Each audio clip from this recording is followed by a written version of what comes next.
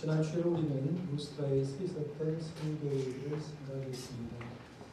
루스트라에 도착한 사도 바울은 많은 군중들이 보는 앞에서 설교를 하게 되었고, 그 설교를 듣는 많은 사람들 가운데 한 사람이 설교를 집중해서 듣고 있었습니다. 그 사람은 우리 알듯이 안전뱅이가 설교를 집중해서 들었는데, 그 안전뱅이가 집중해서 설교를 듣는 모습을 보고 사도 바울의 마음에 확신이 드는 것은 이 사람이 병에서 나을 수 있겠구나 하는 그런 믿음이 들어갔다라고 얘기했습니다.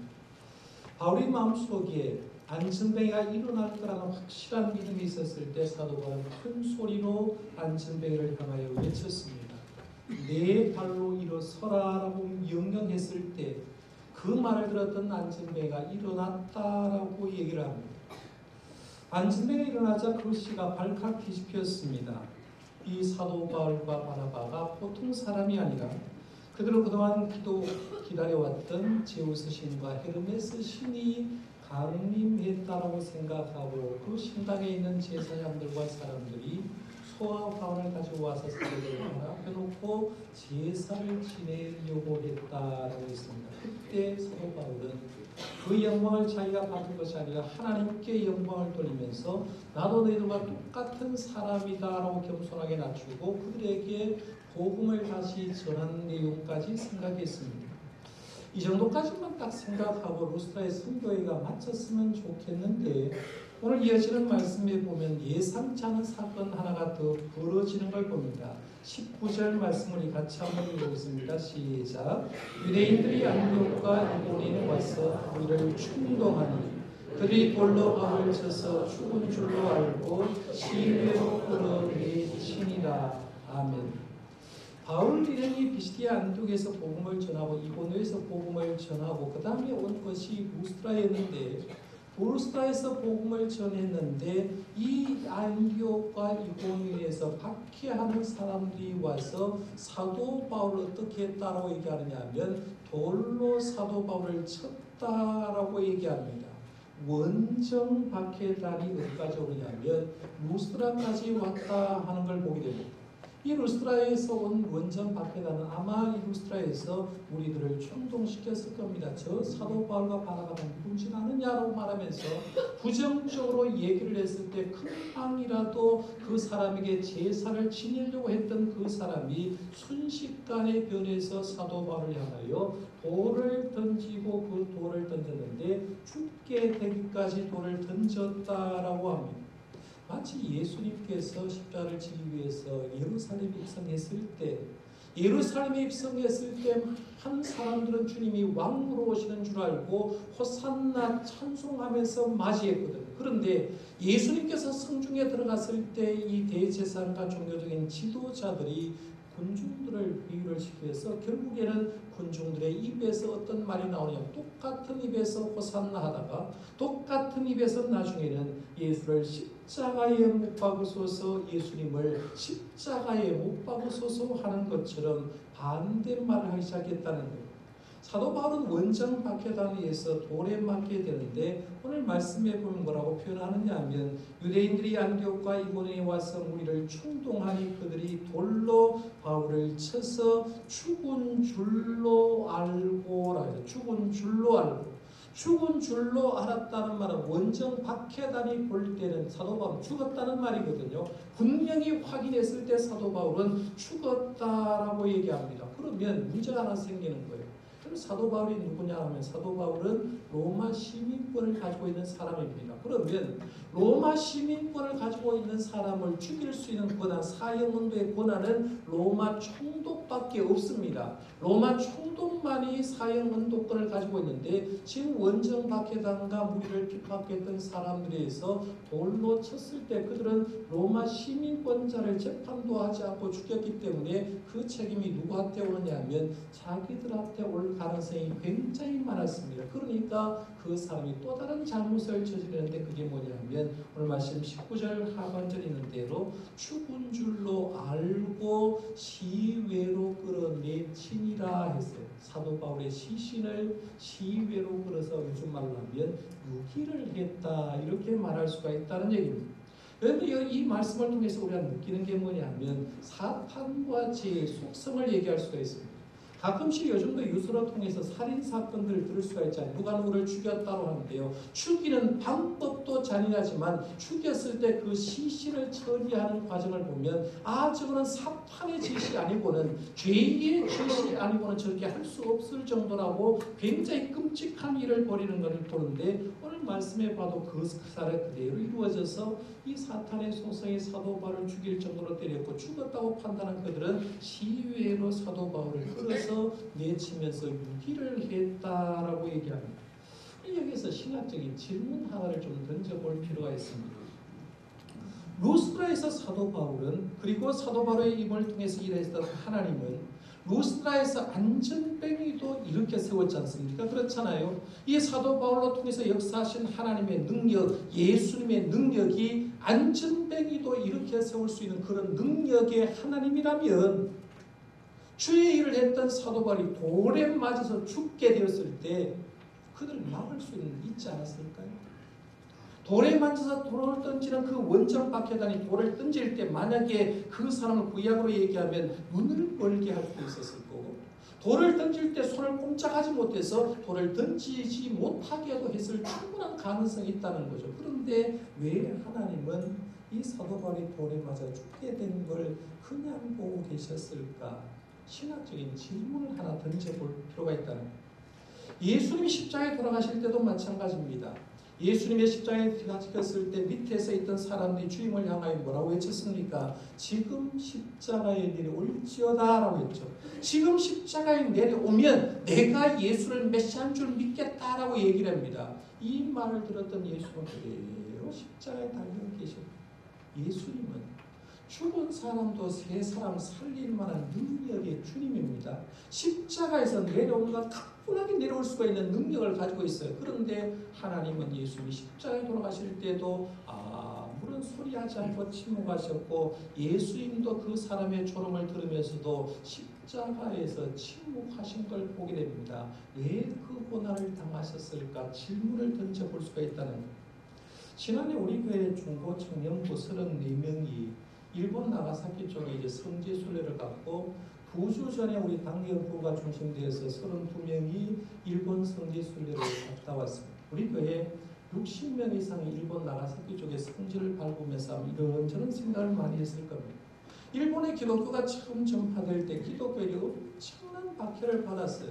침묵이란 영화 여러분 보시고 침묵이란 책에 보면 그 박해받는 장면을 보면서 이런 장면이 나오잖아요. 예수 믿는 사람이 발각되고 이 예수 믿는 사람을 처형하기 위해서 십자가 형들을 바닷가에 다는 거죠. 바닷가에 달아서 매에 달아놓고 밀물이 어서 물이 차오르면 그 밀물이 발에서부터 점점 차올라서 결국에는 물속에 들어가게 되는 거예요. 물속에 들어가서 숨을 쉬지 못해서 익사를 시켜 또 물이 빠져서 살면 그렇게 해서 서서히 이 사람들을 순교를 시켜 죽던 걸 보게 됩니다. 또 다른 방법 가운데는 예수 믿고 발각된 사람을 거꾸로 매다는 거예요. 거꾸로 매달아서 기둥에 매달아서 머리를 제일 밑바닥으로 하고 밑바닥 부분은 구멍을 뚫어서 거기에 쉽게 말하면 똥오줌을 넣어놓는 겁니다. 똥통을 만들어 놓는 거예요. 그러면 사람을 거꾸로 매달으면 피가 전부 다 머리로 쏠리잖아요. 그렇게 해서 올렸다 내렸다 하는데 똥통 속에 머리가 들어가게 되면 사람의 입이나 구멍으로 전부 다 똥독이 올라서 그 사람들을 그런 식으로 해서 올렸다 내렸다 하면서 그 사람들을 고문하게 되고 그렇게 죽이게 됐다는 거예요. 이런 동네 장면을 한 신부가 보면서 너무나 괴로워서 하나님께 울부짖으면서 이런 얘기를 하죠. 하나님 어찌하여 침묵하십니까? 그때 신부의 귀에 쟁쟁하게 들리는 소리가 하나 있는데 하나님께서 이렇게 말해줍니다. 나는 침묵하는 것이 아니라 그들의 고난에 동참하고 있느니라 라고 주님의 메시지를 던져줍니다. 여러분 지금 바울이 돌에 맞는 고난, 예수님이 십자가에 당하는 고난, 일본 초기 기독교인의 고난은 우리가 이야기는 굉장히 어렵습니다. 왜 어려울까요? 지금 우리는 신앙생활 하지만 자기 중심으로 신앙생활 때가 굉장히 많아요. 하나님의 입장에 생각하기보다는 내 중심으로 신앙을 판단하고 내 신앙으로 할 때가 많은데 자기의 욕망을 위해서 하나님의 능력을 구할 때가 많습니다.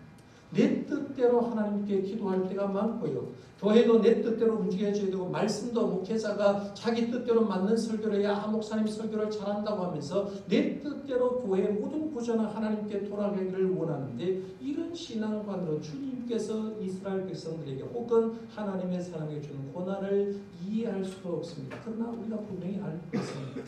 고난당하는 그리스도인이 당하는 고난 속에는 하나님의 뜻이 내재되어 있다는 걸 알아야 됩니다. 그리스도인이 당하는 고난 속에는 그 어떤 사람이라도 하나님의 뜻이 그 속에 내재되어 있고 그 뜻을 발견해야 하나님은 이 고난 속에서 이런 일을 벌이셨구나라고 알 수가 있다는 거예요. 그럼 저와 여러분도 마찬가지입니다. 이거는 특별한 사람만 고난당하는 게 아니라 예수 믿는 모든 사람에게 때로는 고난이 올 수가 있는데 그 고난 속에 하나님의 뜻이 내재되어 있음을 믿을 수 있기를 바랍니다. 이걸 발견하는 거예요. 사도 바울이 이제 루스트라에서 돌에 맞아 죽었다고 생각하고 맞았는데 이 사건을 사도 바울은 후에 고린도후서 11장 24절에서 25절에 이렇게 기록합니다. 유대인들에게 40에 하나 감한 배를 5번 맞았으며 3번 태장으로 맞고 1번 돌로 맞고 3번 파선하고 일주일을 깊은 바다에서 지냈으며 라고 얘기하면서 자기가 선교여행을 하면서 힘들었던 얘기를 쭉 하는데 그 중에 하나가 뭐냐면 1번 돌로 맞은 적이 있다라고 합니다. 이 1번 돌로 맞은 게 어디입니까? 루스드라에서 선교하다 맞았다는 거. 그 얘기를 하는 거죠. 내가 루스드라에서 복음을 전하다 1번 돌로 맞았는데 사람들이 판단할 때 죽었다고 판단할 정도로 내가 돌에 맞아서 죽기 일보 직전까지 갔다라는 얘기입니다. 바울이 돌로 맞아 죽었다고 판단한 그 박해다 결국에는 사도 바울의 시신을 시외로 유기를 시키고 그 사람들은 돌아갑니다. 은폐되었다고 생각했을 겁니다. 그런데 그 뒤에 누가 그 자리에 오느냐 하면 바울에게 복음을 듣고 예수 믿는 사람들이 그 자리에서 오게 됩니다. 20절 말씀 한번 가보세요. 20절 말씀에 보면 제자들이 둘러섰을 때에 라고 있죠. 여기 보면 제자들이 둘러섰을 때는 예수님의 제자를 얘기하는 게 아니라 사도 바울로 통해서 복음을 전도받은 그 사람들을 제자로 한다고 제가 말씀드렸는데 그 사람들이 사도 바울이 시신이 있다고 생각하는 그 시신 옆에 거기 와서 서 있었다라고 얘기합니다. 그런데 제자들이 둘러섰을 때 사도 바울은 어떻게 하느냐 하면 거기에서 어떻게 했다고 했어요? 일어났다는 거죠. 일어나라고. 지금 제자들이 사도 바울 곁에 온 이유는 사도 바울 죽었다고 생각해서 온 거예요. 왜냐하면 박해단도 분명히 사도 바울은 죽었다고 판단하고 시외로 유기하고 갔는데 그 자리에서 죽었다고 생각하고 와서 시신 옆에 섰는데 이 시신이 벌떡 일어난다고 생각했어요. 얼마나 놀라웠을까? 얼마나 놀랐을까 생각하는 거죠. 여러분 사도행전의 저자 루카는 루스드라 사건을 얘기하면서 특별한 단어를 하나 썼어요. 바울이 일어나. 바울이 일어나. 우리가 시신이 만약에 일어났다는데 여러 표현을 할 수가 있을 건데 바울이 일어나라는 표현을 썼다는 거죠. 이 일어나는 표현은 예수님과 뭔가 연관된 표현이라는 거예요. 그런데 예수님께서 어떻습니까? 우리 부활절가 되면 예수님께서 사망 권세 깨치시고 주님은 부활하셔서 무덤에서 뭐 했다고 했어요? 일어나셨다라고 하잖아요. 예수님은 사망 권세를 깨뜨리시고 주님은 무덤에서 일어나셨는데 그 일어난 단어를 지금 누가는 사도 바울이 써요. 의도적으로 그렇게 쓴 겁니다. 죽음을 반복케 하는 그 자리에서 죽었던 같았던 그 자리에서 바울은 아무 일도 없이 툴툴 털고 일어났다라고 얘기하면서 그러면 일어나서 다시 루스드라 성으로 들어갔다가 그 이튿날 바나바와 함께 드베로 갔다라고 하는데요. 여기서 우리가 사도 바울이 왜 이렇게 일어났다는 표현을 썼는가? 누가는 이걸 강조하고 싶었을 거예요. 복음의 불멸성. 사도 바울이 지금 일어났다는 표현 속에 누가가 쓰는 표현은 하고 싶은 말은 복음의 불멸성을 얘기합니다. 세상이 아무리 복음을 반대하고 거부하고 찬멸한다 할지라도 복음은 그 자체의 능력이 있기 때문에 결코 찬멸될 수도 없고 소멸될 수 없다는 뜻으로 사도 바울은 일어났다는 표현을 하는 거죠. 여러분 신앙사람에서 이 점을 분명히 알아야 돼요. 복음은 불멸하다. 조금 풀이하면 이런 거예요. 복음은 복음 자체의 능력입니다. 두 번째, 복음은 절대로 소멸될 수 없다. 세 번째, 복음은 죽은 것 같이 보여도 살아난다. 이 복음은 뭐예요? 예수님을 얘기하죠. 예수님은 예수님 자체의 능력이 있고 예수님은 절대로 소멸될 수가 없고 예수님은 죽은 것 같이 보여도 살아나는 줄 믿으시길 바랍니다. 이걸 가지고 있는 게 바로 복음이라는 겁니다. 죽은 줄 알았던 사도 바울이 일어난 후에 루스드라에 들어갑니다. 재미난 건 자기를 때렸던 루스드라에 다시 들어갔다가 그 다음에 가는 것이 더베입니다. 더베. 1차 여행의 종착지라고 봅니다. 자, 이제 1차 선교여행 지도를 다시 한번 보겠습니다. 지도를 보는데요. 시리아 안디옥에서 이제 안디옥 교회에서 선교사를 파송받았지 않습니까? 그래서 구브로 섬으로 갑니다. 그렇죠? 구브로 섬으로 쭉 가서 구브로 섬에서 선교하고 바보에서 어디로 가느냐 하면 밤빌리아 버가로 갔다고 했어요. 그렇죠? 밤빌리아 버가 갔는데 거기에서 마가 요한이 힘드니까 자기 고향 예루살렘으로 돌아갔다 했어요. 버가에서 1000m 고지가 있는 비시리아 안디옥으로 올라갑니다. 안디옥으로 올라가서 비시리아 안디옥에 선교를 하고 그 다음에 이고니온에서 선교를 했습니다. 이고니온에서 선교를 했던 사도 바울 그 밑에 있던 루스드라에 선교를 했고 이 루스드라에서 돌에 맞아서 죽기 일보 직전까지 간 거죠. 사실은 그 밖에 다니볼 때 죽었던 환경까지 루스드라에서 갔습니다.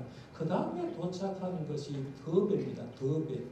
이 더베까지 갔는데 더베는 루스드라에서 약 90km 떨어진 지점입니다. 지도상에는 가깝게 보이지만 90km 떨어진 곳인데요. 더베에서 선교를 20절 하반절부터 27절 상반절은 굉장히 간단하게 썼어요. 이렇게 썼습니다. 이튿날 바나바와 함께 더베로 가서 복음을 그 성에 전하여 많은 사람을 제자로 삼고 했어요.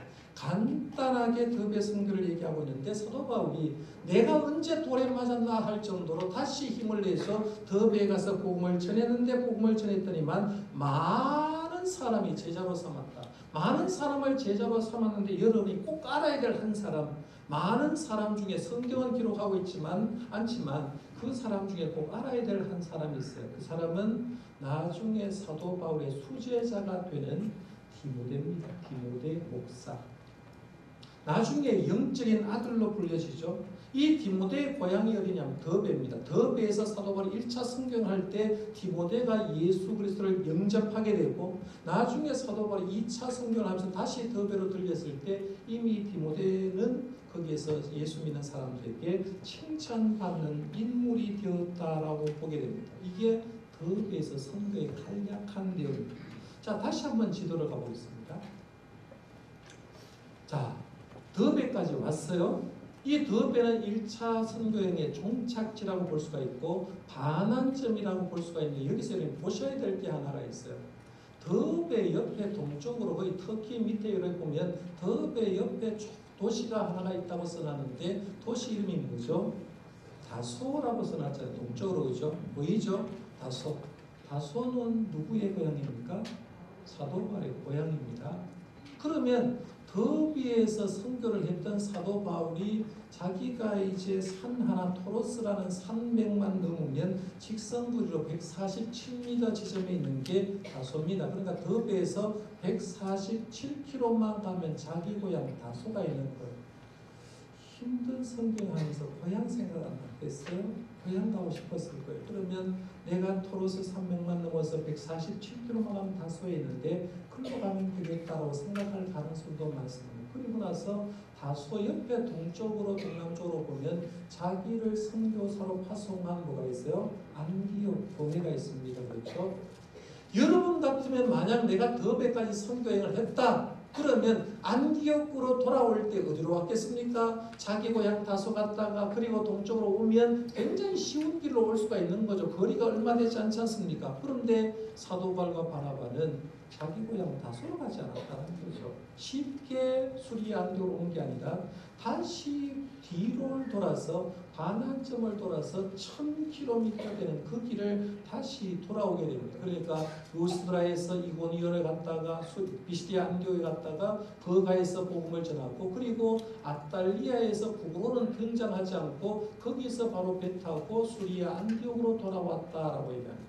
그 얘기가 바로 오늘 본문 21절부터 26절까지 나옵니다. 한번 읽어보겠습니다. 21절 하반절부터 26절까지 얘기가 돌아오면서 있었던 얘기를 합니다. 시작. 루스드라와 이고니온과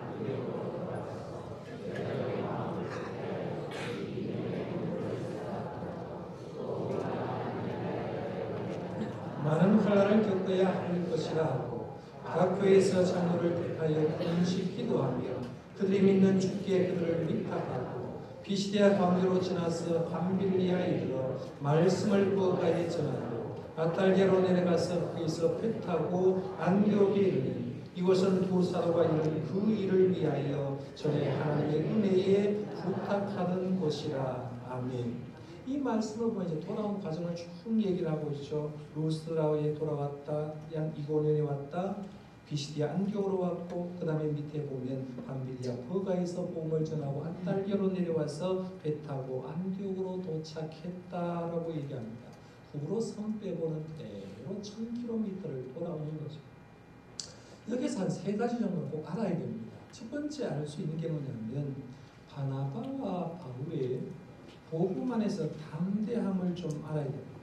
그런데 1차 선교행을 오늘로서 이제 끝납니다만 앞으로 2차, 3차 선교행을 계속 생각하겠습니다만은 바울의 선교의 특징이 뭐냐면 항상 선교할 때 핍박 때문에 다른 지역으로 옮겼거든요. 그러니까 우리 선교를 얘기할 때 핍박을 통한 하나님의 선교 전략이라고 얘기하는데 핍박이 나서 자리를 계속해서 옮겼습니다.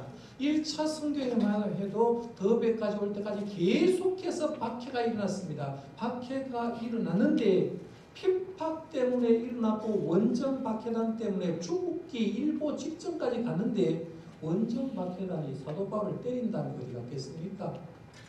자기 집으로 돌아갔겠죠. 전에 살았던 곳으로 돌아갔을 겁니다. 그렇죠? 비시디아 안디옥으로 이고니온으로 돌아갔을 겁니다. 그러면 사도 바울의 입장에서 한번 생각하는 거죠. 여러분 남자들 군대 갔다 오면 꼭 이런 말 하죠. 군대 가서 저녁을 할 때쯤 되면 하는 말, 저녁할 때 이런 말 합니다. 지금부터는 이 부대를 향하여 나는 절대로 오줌도 안 눈다 이렇게. 군대 생활이 하도 힘드니까, 부대 생활이 힘드니까 저녁할 때는 이 부대를 향해 보지도 않고 오줌도 안 논다 이런 얘기합니다. 왜냐하면 사람은 본능적으로 자기가 힘든 것은 안 보려고 합니다. 내가 고생한 건 안 가려고 합니다. 생각하지도 않으려고 합니다. 그런데 사도 바울은 1차 힘을 다 한 다음에 자기가 왔던 길로 지금 가는 거죠. 자기를 박해한 사람 지금 있는데도 불구하고 가고 있는 거예요. 왜 그를 갔냐라고 했을 때 한마디로 말하면 그는 복음 안에서 담대함을 가졌기 때문에, 복음의 능력을 알았기 때문에 너희들 아무리 나를 박해해도 내 안에 복음이 승리한다는 걸 알기 때문에 그 담대함 때문에 그 왔던 길을 돌아갈 수 있었다는 거죠. 저와 여러분들 예수 믿으면서요, 예수님의 이 복음을 담대하게 가질 수 있기를 바랍니다. 승리는 주님 앞에 있는 거예요. 그 다음에 두 번째 알 수 있는 게 뭐냐면 전도하는 것도 중요하지만 양육 역시 중요하다는 겁니다. 1차 선교행을 하면서 많은 사람이 예수를 믿는데 사실은 초신자들이잖아요. 누군가가 재교육을 시켜줘야 되는데 초신자들에게 재교육하기 위해서 사도 바울은 다시 그들에게 들려서 두 번째 반복하면서 하나님의 말씀을 전하는 걸 봅니다.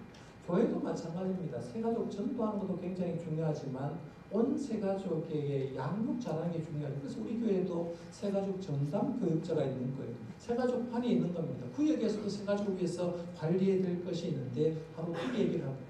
사도 바울이 이제 돌려서 22절에 보면 그들에게 재교육을 하는데 이렇게 고백합니다. 22절에 이미 제 복음을 들어가고 예수를 믿던 제자들에게 이렇게 말하죠. 22절에 보면 제자들의 마음을 굳게 하여 이 믿음에 머물러 있으라 권하고 또 우리가 하나님의 나라에 들어가려면 많은 환난을 겪어야 할 것이라 하고 있는데 여기 보면 두 가지를 새가족들에게 강조를 하는데 첫 번째는 이 믿음에 머물러 있으라 하죠. 이 믿음에 머물러 있으라. 두 번째는 우리가 하나님의 나라에 들어가려면, 오늘 설교 제목입니다.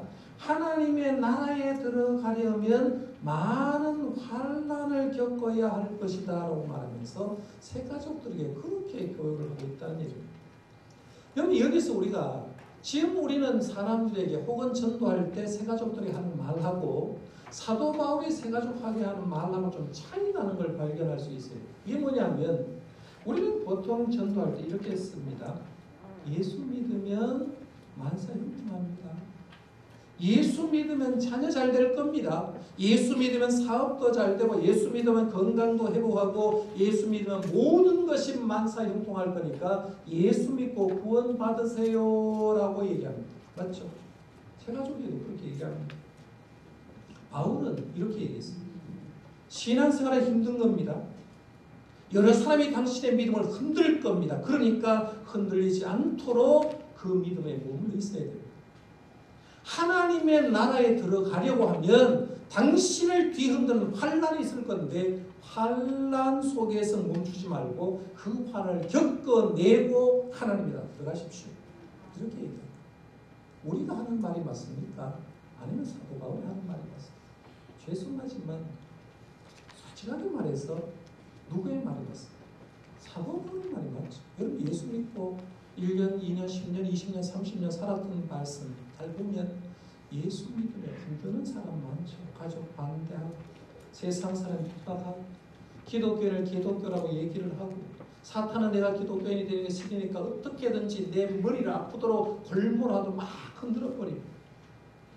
분명한 것은 사실은 환난을 통해서 우리가 하나님의 나라에 들어가는 건 맞다는 거예요. 성경 곳곳에 그런 말을 합니다. 디모데후서 3장 12절에 보면 무릇 그리스도 예수 안에서 경건하게 살고자 하는 자는 박해를 받으리라 했거든요. 야고보서 1장 12절에 시험을 참는 자는 복이 난 이런 시련을 견디어낸 자가 주께서 자기를 사랑하는 자들에게 약속하신 생명의 면류관을 얻을 것이기 때문이라 했는데 여기 보면 시험을 참는 자에게 시험을 견디는 자에게 생명의 면류관이 주어진다. 그러면 오늘 우리들도 이렇게 얘기해야 되죠. 교회 처음 나온 사람에게 예수 믿는 거 쉽지 않습니다. 예수 믿는 거 쉽지 않지만 여러 사람들이 흔들 거지만 그러나 그럼에도 불구하고 믿음 안에 굳건히 서 있으십시오. 그리고 환난을 통해서 우리가 하나님이 통치하는 하나님의 나라에 들어갈 수 있으니까 환난을 견뎌내십시오라고 말씀대로 전해드립니다. 그렇지 않습니까? 예수님도 환난 겪었거든요. 사도 바울도 환난 겪었죠. 주위의 제자들도 겪었고 우리의 믿음의 선배들도 겪었다면 오늘 우리들도 예수 믿으면서 환난 당하는 거 기정사실이라는 거죠. 그러나 그 환난 너머에 하나님의 나라가 준비되어 있음을 믿으시길 바랍니다. 그러면서 하나님 나라 통치권 속에 들어가는 거예요. 그래서 사도 바울은 그 얘기를 하는 거죠. 그 다음에 세 번째 돌아가는 길에서 생각할 수 있는 게 뭐냐면 교회는 혼자서는 절대로 바로 설 수 없구나 하는 생각을 해봅니다. 사도 각 선교지에 들어서 세 가족을 양육한 다음에 오늘 말씀에 보면 장로들을 택했다 해서 23절에 각 교회에서 장로들을 택하여 여기 보면 장로들을 택하여 금식 기도하며 그들이 믿는 주께 그들을 뭐 했다고 했어요? 위탁하고 했어요. 사도 바울이 언제까지나 그들을 못 도와주니까 그 교회 장로들 가운데 리더를 세우고 그 사람에게 사도 바울이 전도한 그 제자들을 위탁했다라고 얘기를 합니다. 그럼 교회가 잘 되려고 하면 담임 목사 한 사람만 잘한다고 되는 게 아니라 교회 리더들, 장로님, 안수집사님, 권사님들이 내가 이 교회를 섬기면서 내가 부목사라는 심정으로 새 가족들을 돌볼 수가 있어야 됩니다. 그래야 교회가 됩니다. 근데 우리가 중직자가 되었는데도 불구하고 아직도 나 목사님 사랑받고 싶고 내 혼자 사랑받고 싶다는 그런 교회는 절대로 공부할 수가 없어요. 우리가 나에게 맡겨주신 구역장은 구역 식구들, 중직자는 중직자에 맡은 그 직분에서 내게 위탁된 양들을 믿음으로 잘 돌볼 때 교회가 교회 모습을 할 수가 있구나라고 생각할 수가 있는 거죠. 이런 세 가지를 생각한 다음에 이제 선교여행에서 돌아왔습니다. 드디어 이제 1차 선교를 파송했던 수리아 안디옥 교회에 돌아왔는데 안디옥 교회에 돌아와서 사도 바울과 바나바는 두 가지를 합니다. 잘 보시면 27절에 한 가지를 얘기하는데요. 하나는 성교 보고를 합니다. 27절 한번 같이 읽어볼까요? 시작. 그들이 이르러 교회를 모아 하나님의 함께 행하신 모든 일과 이방인들에게 믿음의 문을 여신 것을 보고하고 했습니다. 선교지에 있었던 놀라운 일을 교회 앞에서 뭐 했다고 했습니까? 보고했다. 지금도 여러분이 선교사님이 해외에서 우리 교회가 지원하게 되면 선교 활동하다가 한국에 들어오면 우리 교회 앞에서 뭡니까? 설교를 통해서 선교 보고를 하죠. 그러면 기도 제목 하나 나옵니다. 내가 선교사라고 얘기를 하면서 선교 보고 안 하려고 하는 선교사는 사람 선교사 제대로 선교사가 아니라는 거예요. 왜냐하면 선교는 보고하도록 돼 있어요. 교회에서 보고해야 돼. 그러니까 보고를 잘 하냐 못하냐 해서 저 사람이 진짜 선교사냐 아닌가를 볼 수가 있습니다. 두 번째는 사도 바울과 이 바나바가 두 번째 안디옥 교회에 돌아와서 하는 건 재충전을 위한 쉼의 시간을 보냅니다. 28절 말씀이 바로 그거죠. 제자들과 함께 오래 있으니라. 한마디로 말하면 재충전을 위해서 쉬었다. 지난주에 제가 강조한 게 사도 바울이 자기를 향해 신이라고 외쳤을 때 사도 바울은 나는 너희들과 같은 성정을 가진 사람이라고 했죠. 그렇죠? 내가 사람이라고. 그런데 우리 성도들이 모르는 게 하나가 있는데 사역자들이 사람이라는 걸 생각을 잘 안 한다는 거죠. 그러니까 사역자는 쉬지 않고 돌려도 아무 문제가 없는 것처럼 생각하는데 오늘 말씀해 보니까 사도 바울은 선교행을 한 다음에 1년여간 안디옥에 와서 재충전을 위해서 쉬었다는 거예요. 우리 한국 교회도 잘 분석해 보면요. 부흥하는 교회일수록 목회자가 잘 쉽니다. 재미난 거예요. 지난번에 우리 교회 분당 우리 교회 이찬수 목사님 와서 부흥회를 했습니다만은 이찬수 목사님 사랑교회 부목사 때부터 시작해서 매년 2달 동안 7, 8월은 쉬는 시간을 가집니다. 지금도 교회가 그렇게 큰데도 불구하고 매년 2달은 충전하는 시간을 갖는다는 거예요. 2달 정도 충전하는. 릭 워렌 목사님도 1년에 3달 정도는 충전하고 서울 온누리 교회 같은 경우에는 이 하용종 말씀 설교를 들어보면 그때부터 시작해서 부목사, 담임목사는 1년에 3달 정도 꼭 쉬면서 기도원에 가든지 자기 연구라든지 쉬는 시간 9달은 열심히 일하고 3달 정도는 쉬도록 하면서 재충전을 시켰다는 겁니다. 충전하고 일하는 교회는 진정하게 부흥을 해보여요. 지금도 어떤 교회들 보면 담임목사 쉬는 게 배가 아파서 견딜 수 없어 하는 교인들 때로는 중직자들이 있어요. 그 사람은 지쳐서 나올 게 없어요. 그런데 쉬면서 충전하니까 사도 바울이 다시 2차 성경을 가는 걸 보면 그래서 두 가지 일을 하는 걸 봅니다. 자, 그럼 오늘 말씀의 결론을 한번 지어보겠습니다. 오늘 설교 제목은 오늘 말씀 22절에 있는 그대로 제가 사용했어요. 하나님의 나라에 들어가려면 똑같이 하나님의 나라에 들어가려면 그 다음 말이 뭐예요? 많은 환난을 겪어야 할 것이요. 여러분 예수 믿으면서 공짜로 나는 고생 안 하고 공짜로 복 받을 생각하지 마시고요. 하나님의 나라에 들어가기 위해서는 많은 환난이 내게 있는 줄 알고 이 과정을 통과하고 하나님의 나라를 소유하는 저와 여러분들 되시기를 바랍니다. 기도하겠습니다.